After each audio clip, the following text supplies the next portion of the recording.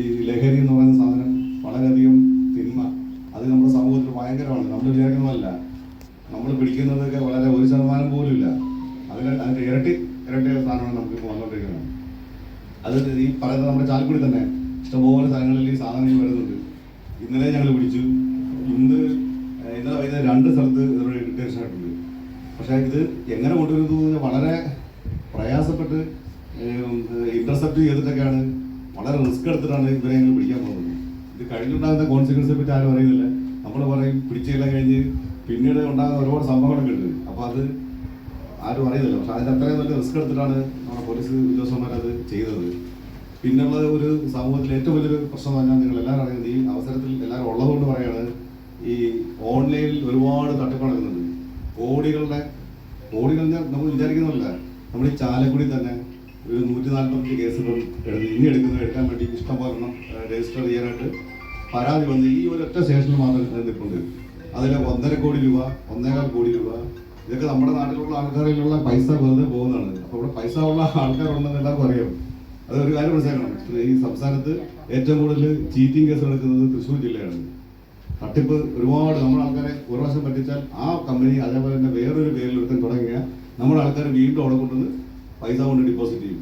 ശരിക്കും പറഞ്ഞാൽ ബോധവൽക്കരണം കൊണ്ട് നന്നാവുമെന്ന് ഞാൻ പ്രതീക്ഷിക്കുന്നില്ല. കാര്യം ഒന്നല്ല, ഒരുപാട് സംഭവത്തിൽ കേസെടുത്തിട്ട് ഒരുപാട് പേരെ പിടിച്ചിട്ടുണ്ട്. ഞാൻ തൃശ്ശൂർ സിറ്റിയിലെ ഒരു 757 കോടി രൂപയുടെയും 457 കോടി രൂപയുടെയും ഒരു 160ഓളം കേസിന് ചാർജ് കൊടുത്തിട്ട് വിസ്താരത്തിന് കിടക്കുന്നുണ്ട്. ഈ കമ്പനിയിൽ തന്നെ അതിൻ്റെ പാർട്ട്നേഴ്സും എല്ലാവരും 2.5 വർഷം 3 വർഷം ജയിലിൽ കിടന്ന ശേഷം അവർ ജാമ്യത്തിൽ പോയി. അവർ കോയമ്പത്തൂർ ബേസ് ചെയ്തും അതുപോലെ കാസർഗോഡ് ബേസ് ചെയ്തും അവർ വേറൊരു പേരിൽ ഇതേ മോഡൽ തന്നെ വേറൊരു കമ്പനി ഇറങ്ങിയപ്പോൾ അവിടെയും കോടികളുടെ ഡിപ്പോസിറ്റ് വരുന്നുണ്ട്. അപ്പോൾ അത് മാത്രമല്ല, ഈ ഓൺലൈനിൽ കളിക്കുന്നത് ഒരുപാട് പേര്.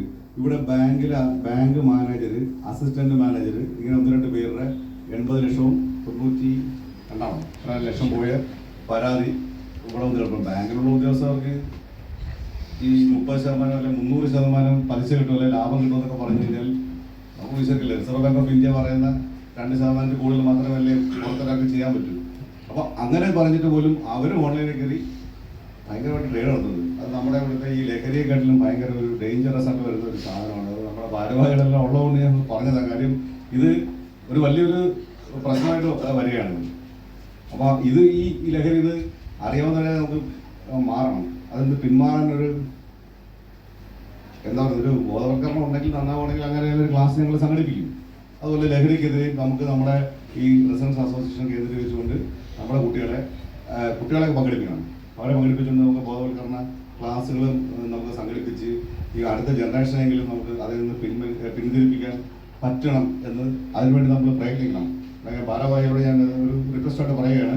അതിന് ഞങ്ങളുടെ ഭാഗത്തു നിന്നുള്ള എല്ലാ സപ്പോർട്ടും ഉണ്ടാവും. ക്ലാസ്സും മറ്റു കാര്യങ്ങളൊക്കെ അറേഞ്ച് ചെയ്യാനുള്ള കാര്യങ്ങൾ ഞങ്ങൾ ചെയ്തു തരാം. അപ്പോൾ അതിൽ എവിടെയെങ്കിലും ഇതുവരെ നമ്മളൊരു സ്ഥലത്ത് സംഘടിപ്പിക്കണം. കാര്യം കുട്ടികൾ പോകുന്ന പോക്ക് നിങ്ങൾക്ക് എന്താ പറയാം.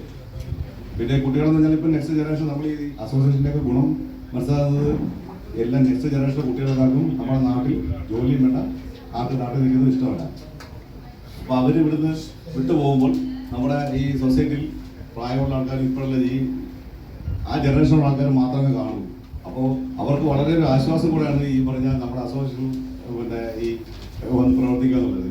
അവർ ഓണം, അതുപോലെ ക്രിസ്മസ്, ന്യൂ ഇയർ, നമ്മുടെ വാർഷികം ഇതൊക്കെ ആഘോഷിക്കുമ്പം നമ്മൾ വളരെ പഴയ കാലത്ത് എല്ലാവരും ഒത്തുചേരുന്ന ഒരു ഉത്സവം പോലാണ് എല്ലാവരും ആഘോഷിക്കുന്നത്. അങ്ങനെ വരുമ്പം മനസ്സിന് വളരെ സന്തോഷം ഉണ്ടാകുന്നു, വളരെ അസുഖങ്ങളില്ലാതെ പോകുന്നു, വളരെ എനർജറ്റിക്കായിട്ട് വരുന്നു. അത് ഇതിൻ്റെ ഒരു വലിയൊരു നേട്ടമാണ്.